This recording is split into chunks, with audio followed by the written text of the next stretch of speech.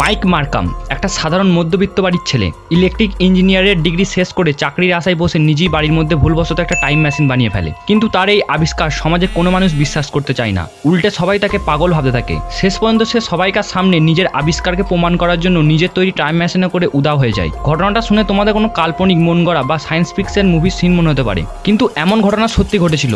আর অনেক মানুষ এবং বিখ্যাত coast to coast radio show এর হোস্ট আর্ট বেল এই ঘটনার সাক্ষী। কিন্তু তোমরা যদি ভাবো যে টাইম ট্রাভেল কোনোদিন সম্ভবই নয়, তাহলে তোমরা এই ব্ল্যাক হোলের ভিডিওটা দেখতে পারো, যেখানে খুব সুন্দরভাবে বোঝানো আছে গ্র্যাভিটি, স্পেস এবং টাইম কিভাবে নিজেদের মধ্যে রিলেটেড, আর আইনস্টাইনের মতে কিভাবে টাইম ট্রাভেল সম্ভব, কিন্তু মাইক কিভাবে তার টাইম মেশিন তৈরি করেছিল, আর সে টাইম মেশিনে করে কোথায় চলে যায়, আর তার শেষ পরিণতি কি হয়েছিল।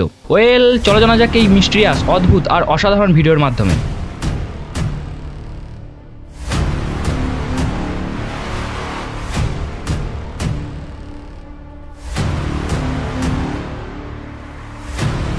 সময়টা 1995। আমেরিকার মিসৌরির স্ট্যানবেরিতে 21 বছর বয়সী মাইক মার্কাম তার ইলেকট্রিক ইঞ্জিনিয়ারিংয়ের ডিগ্রি শেষ করে চাকরির খোঁজ করছিল। যেহেতু মাইকের ইলেকট্রিক ইঞ্জিনিয়ারের ডিগ্রি ছিল, তাই সে নিজের বাড়ির মধ্যে বিভিন্ন ইলেকট্রিক ইকুইপমেন্ট নিয়ে রিসার্চ করতে শুরু করে। তাই তার বাড়ির মধ্যে বিভিন্ন রকমের ইলেকট্রিক ডিব্রি ছড়িয়ে ছিটিয়ে থাকতো। এমনই একদিন তার মাথায় আসে জ্যাকব ল্যাডার তৈরি করার। এই জ্যাকব ল্যাডার এমন একটা ডিভাইস যেটাতে হাই ভোল্টেজকে দুটো মেটালের তৈরি টার্মিনালের মধ্যে দিয়ে পাস করানো হয়, যার ফলে মেটালের টার্মিনালগুলোর মধ্যে আর্ক তৈরি হয়। এই জ্যাকব ল্যাডারকে তৈরি করার জন্য দরকার ছিল একটা ট্রান্সফরমারের। তাই সে নিজের বুদ্ধিকে কাজে লাগিয়ে বাড়ির মধ্যে একটা ট্রান্সফরমার এবং জ্যাকব ল্যাডার তৈরি করে ফেলে। কিন্তু এই জ্যাকব ল্যাডারের সাইজ ছিল ছোট, আর এই জ্যাকব ল্যাডারের মধ্যে আর্ক তৈরি করার জন্য প্রথমে মেটাল টার্মিনালগুলোকে কাছে এনে আবার দূরে সরাতে হতো। কিন্তু এই কাজটাকে হাতে করে করা পসিবল ছিল না। এছাড়া এটার মধ্যে কন্টিনিউয়াস আর্ক পাওয়ার জন্য আইডিয়াল কন্ডিশনের দরকার ছিল। এর জন্য মাইক তার বাড়ির মধ্যে পড়ে থাকা ইলেকট্রিক ডেব্রি থেকে সিডি মেশিনের লেজারকে খুলে টার্মিনাল দুটোর মাঝের বাতাসকে গরম করতে থাকে। ফলে বাতাসের রেজিস্ট্যান্স কমে যায় এবং মেশিন থেকে কন্টিনিউয়াস আর্কও পাওয়া যায়। এত কিছুর পর যখন এই মেশিনটাকে অন করে, সে একটা গোলাকার হিট মার্ক দেখতে পায়। মাইক বুঝে উঠতে পারছিল না এই রিংটা আসলে কি। এর জন্য সে একটা মেটাল স্ক্রুকে ওই রিংটার দিকে ছুড়ে দেয়। আশ্চর্য ব্যাপার হলো, স্ক্রুটা এই হিট মার্কের মধ্যে অদৃশ্য হয়ে যায় এবং কিছু সময় পর আবার নিজের অরিজিনাল জায়গাতে অ্যাপিয়ার হয়ে যায়। মাইক তো কিছুই বুঝে উঠতে পারছিল না কি হচ্ছে এইসব। ব্যাপারটা তার কাছে সত্যি অদ্ভুত ছিল।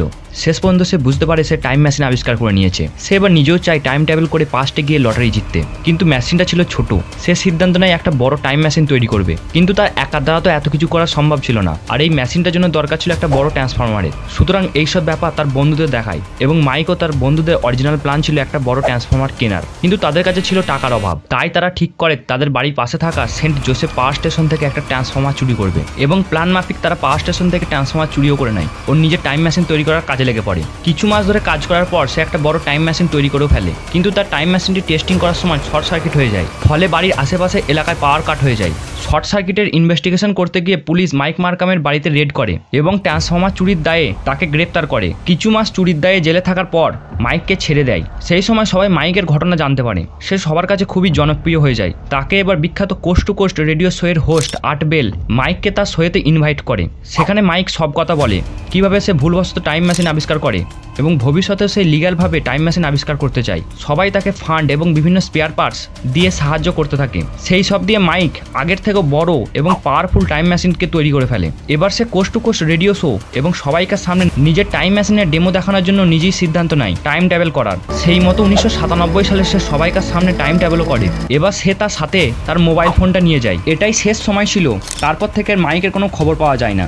মাইকের এই অদৃশ্য হওয়ার ঘটনাকে শুনে কিছু বছর পর আর্ট বেলকে একজন ফোন করে বলে 1930 সালে একটা সে খবরের কাগজের অদ্ভুত ঘটনাকে খুঁজে পায়, যেটাতে বলা হয় ক্যালিফোর্নিয়ার বিচের মধ্যে একটি ডেড বডিকে খুঁজে পাওয়া গেছে, যে অদ্ভুত দেখতে একটি মেটাল টিউবের ভিতরে আটকে পড়ে মারা যায়। এবং সব থেকে অদ্ভুত বিষয় কি ছিল জানো? তার হাতে সেই মোবাইল ফোনটি উদ্ধার হয়। মানে মাইক সত্যি সত্যি পাস্টে টাইম ট্রাভেলও করে, কিন্তু টাইম লুপের মধ্যে আটকে পড়ে মারা যায়, ঠিক ফিলাডেলফিয়া এক্সপেরিমেন্টে জাহাজে আটকে পড়া মানুষদের মতো। বাই দ্য ওয়ে গাইজ, এখনো ফিলাডেলফিয়া এক্সপেরিমেন্টের ভিডিওটা না দেখে থাকলে এখনই গিয়ে দেখো, লিঙ্ক ডেসক্রিপশনে পেয়ে যাবে। আর তোমাদের কি মনে হয় মাইক কি সত্যি টাইম ট্রাভেল করেছিল? কমেন্টে জানাও। নতুন কিছু জেনে থাকলে অবশ্যই এটি লাইক করে চ্যানেলটা সাবস্ক্রাইব করে নিও। দেখা হয় পরের অন্য কোনো ভিডিওতে। ততক্ষণের জন্য স্টে টিউন, স্টে গুড।